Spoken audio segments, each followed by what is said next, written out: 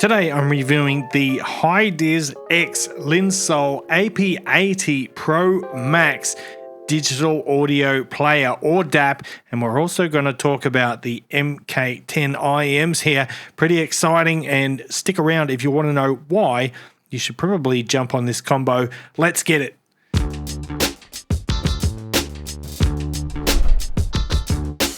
What's cracking, audio fans? It's David here from Prime Audio Reviews, and look at this cute little DAP here. Check it out.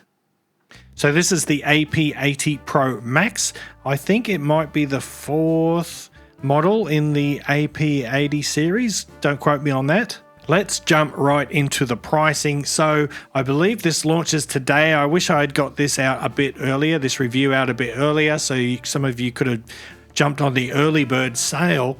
It might still be available, I don't know, but the limited super early bird deal is $139 for this DAP. That's a steal. The MSRP will be $239, and you can also get a bundle including the DAP and the MK10 here. The super early bird is $199 for that combo. But again, I don't know if that deal is still on. I just regret not having done this review a little bit sooner.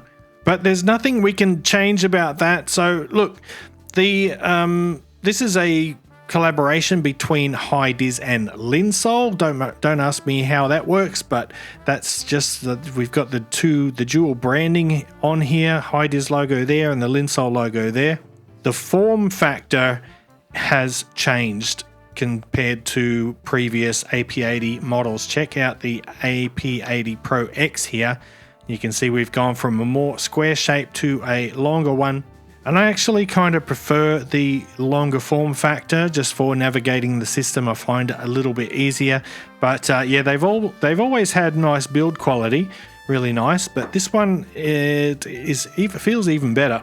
So let's have a quick look at the externals, and then we'll talk about what's inside. First of all, the star of the show, at least on the outside, is this 2.95 inch HD touchscreen. It has a maximum resolution of 360 by 640, so it's not huge, but yeah, just look at the size of this tiny thing. You do not need a big resolution to make this screen look great, which it does. You would have already seen this volume knob on the side, which is also a button to turn the device on and off and to activate the display. And then you've got your playback controls here, 3 buttons with a nice tactile click and a little LED that changes color depending on the current sample rate of the music you're playing. On the bottom, we've got a USB Type-C port, a 3.5mm single-ended out, and a 4.4mm balanced output. Now this is pretty huge because the AP80 Pro X here has only a 2.5mm balanced output. Now this was released sort of when 2.5mm was kind of being phased out by the chi-fi industry. It's not really a common standard anymore, 2.5. We've all moved on to 4.4. But anyway, that's what it looks like. Oh, by the way, there's a micro SD card slot on the side. This supports cards up to 2 terabytes. That's a lot of music. I believe there will be a few different colorways available. This is a sort of a silver with a carbon fiber-ish style pattern on the back. But let's now dig into the internals and the features a little bit before I turn the display on and show you around the OS. The operating system, by the way, I'll let you know now, is the Hidizs OS. It might be pronounced Hidizs OS. I don't know. I just call it Hidizs. In the DAC chips inside, we've got dual Sabre ES9 to 19C DAC chips. It's nice to see some Sabre DAC chips back in action. We've had quite a lot of Cirrus Logic CS43, 131, etc. in lots of dongles and DAPs. So it's nice to see ESS is still kicking. We've got a new processor inside here. It's an X1600E SoC, or system on chip. In terms of hardware decoding, this can do full MQA decoding, so 16 times MQA. It does native DSD 256 and PCM 384 kHz and 32-bit, all pretty standard stuff. there are so many features. So we've got Wi-Fi on here. We've got bi-directional Bluetooth, so it can transmit Bluetooth and it can receive Bluetooth. We've got bi-directional USB, so it can actually work as a digital transport, or you can, for example, plug it into your phone and use it like a dongle DAC. And that Bluetooth is Bluetooth 5.1, and this has support for LDAC, so you get nice, high quality, near lossless wireless audio. Don't worry, it also does aptX. It's got an ebook reader for some reason. Don't ask me about that. I know someone's about ready to jump in the comments and say, how's the ebook reader? I don't know, don't use it. I know I'm terrible at my job, but I have limited time with these things. Now, in terms of battery power, you're looking at about 12 hours. Now, that's with the single-ended output. Using the balanced output, that drops down to about 10 hours. But of course, that's going to depend on the volume level and the efficiency of the IEMs or headphones that you've got plugged into it. But let's dive in and have a quick look at the operating system. Like I said, this is the Hidizs OS, and I think it's an updated version. So this is the main screen. You've got your music, stream media. Stream media consists of Tidal and Qobuz. You cannot sideload other apps like Spotify, for example. But having said that, if you want to use Spotify, you can use Spotify on your phone and then stream the audio to this, or you can just plug it in via USB, like I said, and use it as a dongle DAC. So you can still get access to all your apps that way. You got your wireless settings in there, Bluetooth and Wi-Fi and all those things. Oh yeah, it also supports Hidizs Link. What Hidizs Link does, if you're not familiar with it, it means you can use your smartphone as a sort of remote control for this. And we've got AirPlay and DLNA and all that good stuff. Then, there's the ebook reader. Like I said, don't know how that works. The system menu is quite extensive. I'm not going to go into all that. I'm sure there will be other reviews that go on forever and talk about all the different options in here. I'm not going to do that, but there is a lot, all the common standard DAP settings that you could wish for, you'll find in here. Things like changing the theme color, changing the brightness, the backlight time, the language, the USB working mode, all that stuff. But let's not get hooked into all that. I would like to show you inside the music menu here, so you can choose how to view your music library. Just view them all via files, via artists and albums, etc. I tend to go with albums when I'm browsing my music library, and this is where I do have one slight nitpick with this device, and I'm not sure if it's this device, whether it needs a bit more RAM or a faster processor, or it may be a limitation of the Hidizs OS. But as you scroll through your music library, it lags a bit catching up with the album art. That is a bummer. And then, like, if you go all the way to the bottom, go all the way back to the top, it has to load them again. So I don't know why they do it like that. Perhaps it needs a bit more onboard RAM so it can just store those images in memory. I'm sure they must be only like double-digit kilobits in size or something, but that kind of bugs me a bit. But anyway, when you choose an album and play a song, it doesn't automatically jump to the now playing screen, but if you just swipe left, you get your now playing screen. If you tap on it once, it'll take you to the lyrics if there are lyrics present. But here is just basically your standard music player interface, and if you swipe down from the top, you get a shortcut menu like that, all pretty standard. You've seen this before on Hidizs DAPs if you've seen any other reviews of Hidizs products or owned any Hidizs DAPs. While we're here, before I forget, let's do a little quick comparison, size comparison. So AP80 Pro X, AP80 Pro Max, the Hidizs R3 Mark II, and this big chunky fella here is my iBasso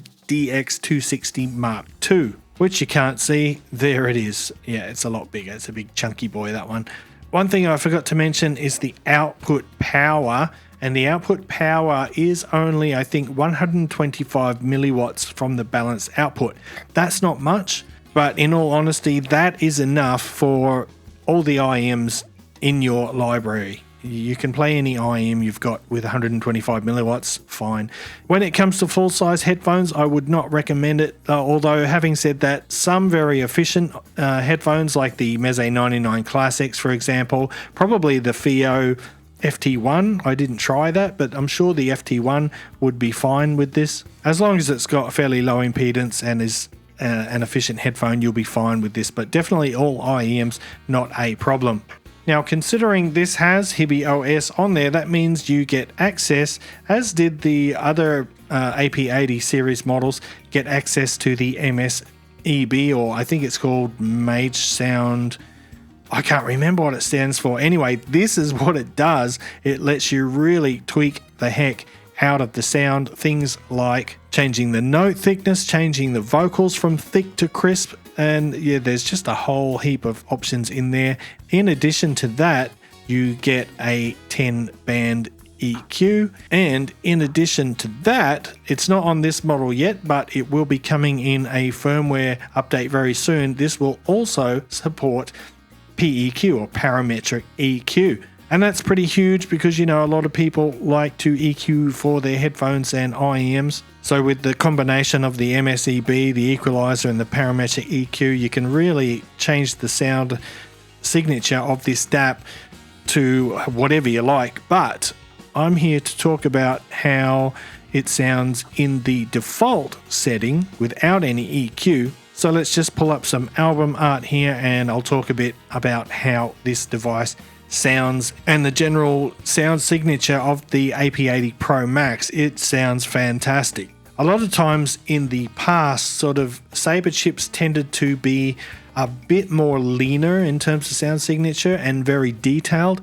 And of course there was that myth going around for years and years about the Sabre glare. Well, it wasn't a myth, it really was a thing.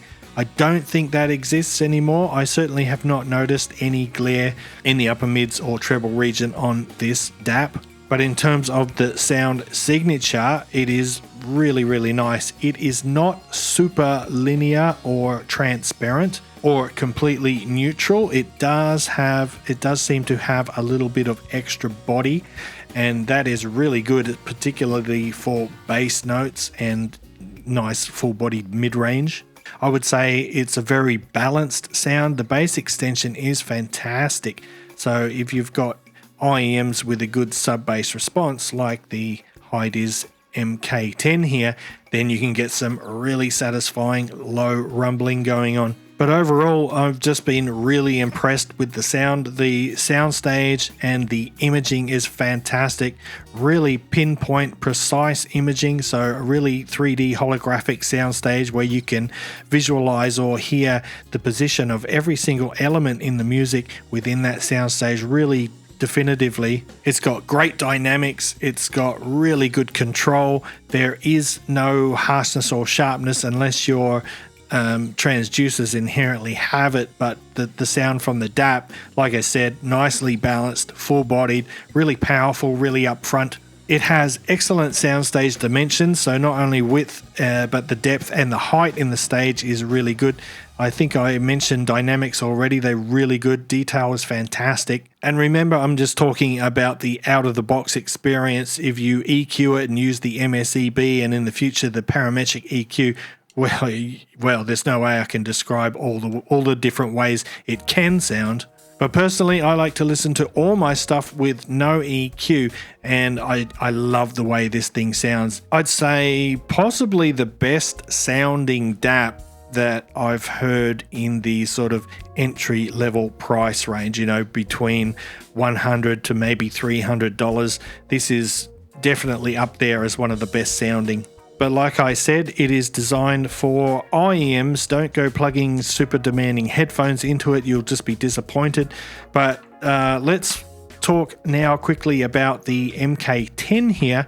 I was going to do a full review for these because these are actual real bangers, but I just ran out of time. I'm going on holidays next week, so I'm just bundling it in with this one. But the MK10 here, really great sounding IEM. It's the price of this one. I think the MSRP will be $89, and to put it bluntly, this is one of my favorite sounding IEMs in the sub $100 range. really fantastic. I don't know how Hidizs is doing it lately. Maybe it's their new driver that they've been using, or the acoustic chamber, or the tuning, probably a combination of all of those things, but really nice meaty bass response that has fantastic control, no bloom whatsoever. There is a little bit of underlying warmth that carries over to the mid-range, but you get this full-bodied, really engaging musical sound, but then you get this crisp highs with excellent detail retrieval, really nice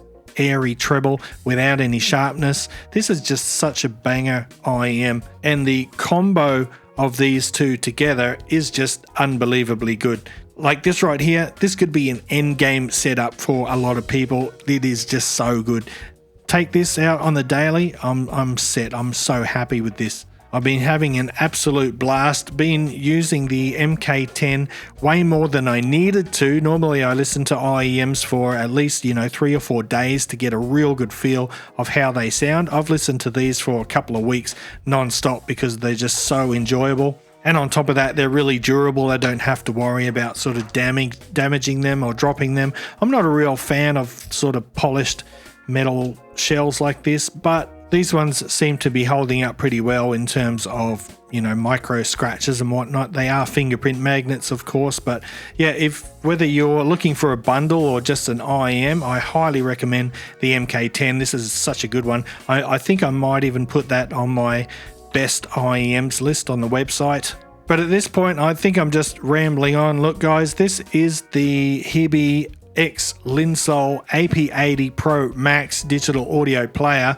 It is so good. Honestly, it is probably my favorite currently entry-level digital audio player. I love the compact size of it. I love the build of it, the build quality, the feel of in the hand.